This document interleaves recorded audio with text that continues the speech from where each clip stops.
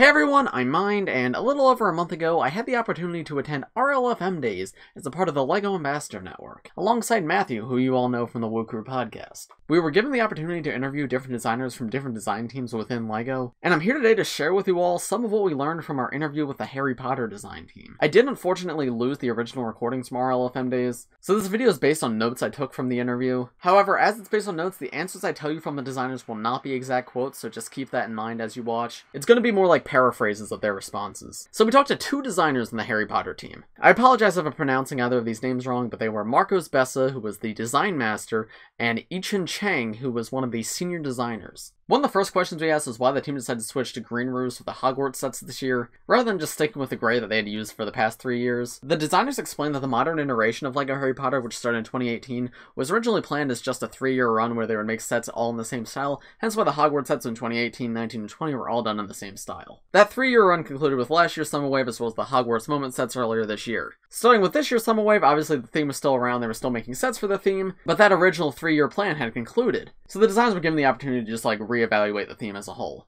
They told us that the green roofs were decided on to differentiate them from the previous style of Hogwarts buildings, as well as to celebrate LEGO Harry Potter's 20th anniversary, as green roofs were used in the earlier days of that theme.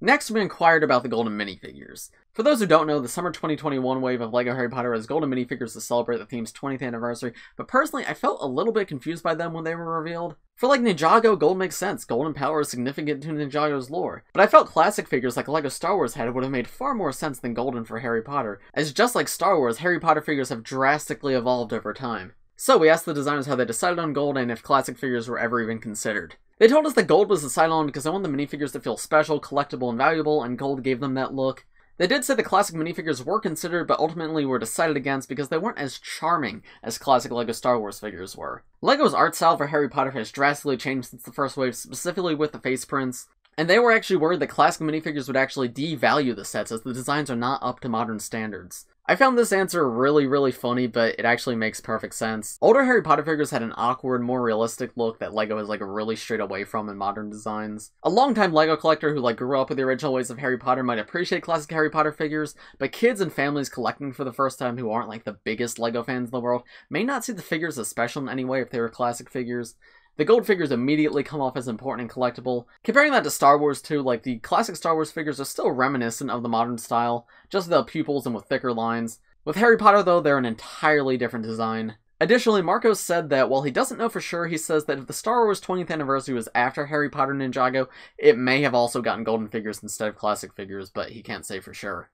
So to me that sounds like gold is just going to be the thing LEGO does for anniversaries from now on, most likely. Because they did it with Ninjago, they did it with Harry Potter, so if we do get superheroes or Minecraft 10th anniversary figures next year, I think it's very likely that they're going to be gold. Which, honestly, I'm cool with. I like the gold figures now, and I think it would be cool if we get them for multiple themes. We also asked about Professor Quarle and why he was chosen to be one of the golden minifigures, as he isn't a main character and he only appears in one movie. They told us that he was chosen because they mostly wanted to base the characters off the first film and he was a significant character in that film. They also told us some interesting information about the behind-the-scenes parts of that figure. So Golden Quirrel was originally supposed to come in the Fluffy Encounter set instead of Golden Hermione. The room on the top tower of the building was supposed to be Quarrel's as well. However, the golden turban piece on his head was actually only allowed limited production, and they couldn't produce enough of it for a wide-release set like the Fluffy Encounter. So instead, Quarle was moved to the Quidditch practice set, which is a retailer exclusive, so a smaller overall quantity of that set's being produced, allowing Quarle and his turban to fit into the production of that set. The room in the Fluffy Encounter set was also changed to be less based around Quarle.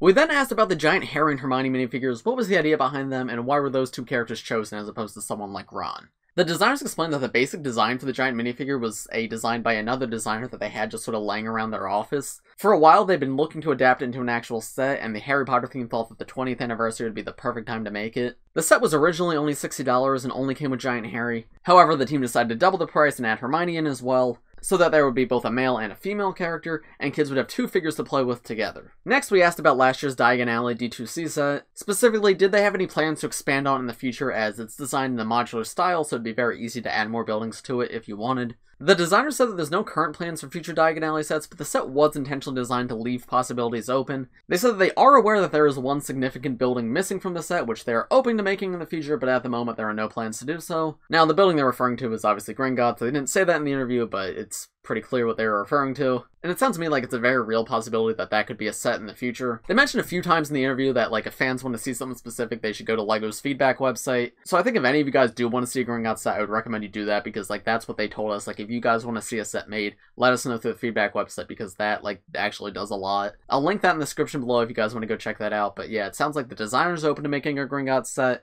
so if the fans want it to, maybe LEGO will actually make one. That could be cool, potentially. So yeah, I'll leave the product feedback site in the description below if you guys want to check that out. And then finally, on the topic of Diagon Alley, I asked about the secret minifigure in that set. For those who don't know, Diagon Alley came with an exclusive Harry minifigure that wasn't on any of the official images or on the packaging. It was just in its own little box in the set, and it was a complete surprise to people who purchased it. Marcos explained that he wanted to recreate the surprise of getting a new toy when he was a kid, as nowadays images of everything are online, so you know exactly what you're getting in the box. The secret figure was the surprise and reward people who bought the set. He also explained that that was the same philosophy that went into this year's wizard cards. Customers know this year's sets come with wizard cards, but you have no idea which cards they are. So whenever you open up a Harry Potter set from the Summer Wave, you'll have a bit of a surprise in there with the wizard cards, because you don't know which ones it's going to be. He also mentioned that wizard cards may be coming in more sets in the future. Now, we conducted this interview before the Advent Calendar and the Hermione polybag were revealed, so him saying more sets might just be referring to those two, because those are more sets. There's also a D2c that's very likely this year. That probably comes with wizard cards as well, so he might be referring to that. However, he could also be hinting towards next year's sets coming with cards again, which if so, I would love that, because I think the cards are super fun to collect. I think they're just a really exciting inclusion in sets. So yeah, I'm not sure. He could have literally just meant, hey, it's coming in the Advent Calendar,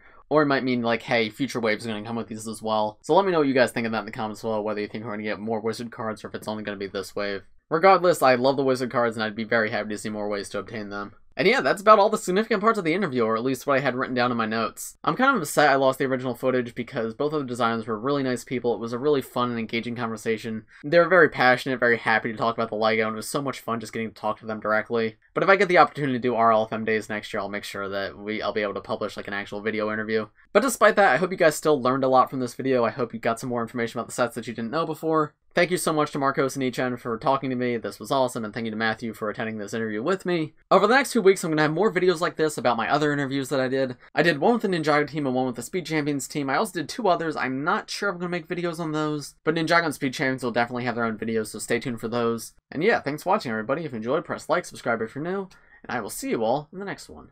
Bye.